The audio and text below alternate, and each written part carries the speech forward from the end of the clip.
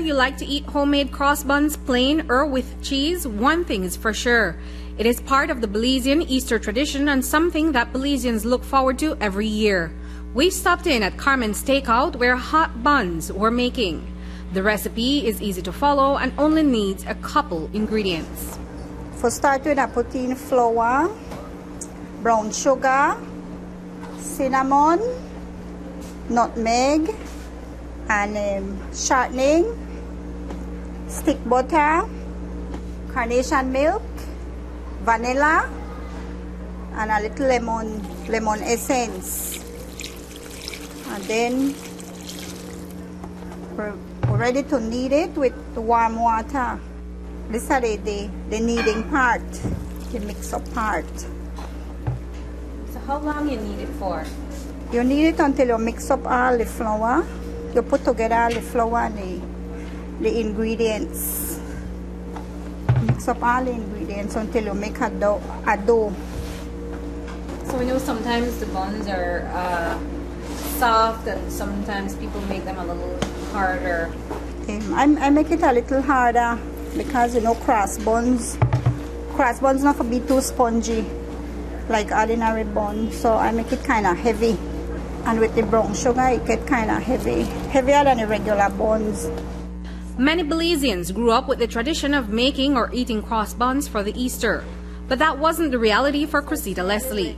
It has only been a few years since she started making the buns. But she has perfected the buns from the recipe she uses.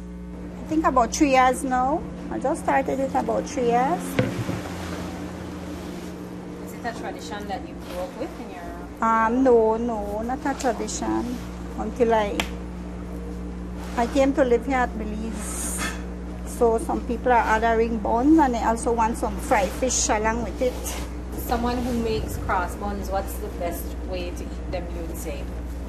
With butter and cheese and your fried fish tomorrow if you want to eat it with your fried fish.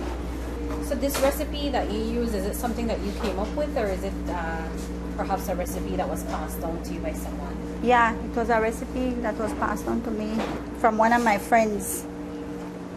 So it's fairly easy to make at home? Yeah, it's very easy.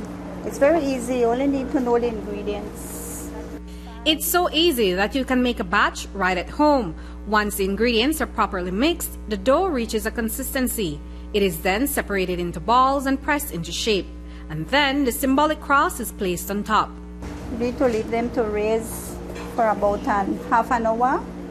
When they raise, and then you put them in the oven and you bake them for about 40 minutes. And after they're taken out of the oven, the cross buns are pretty much ready to eat.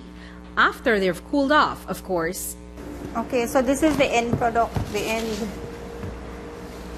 So do you put maybe, sometimes people put like a little glaze on top? Yes, you can put a little sugar.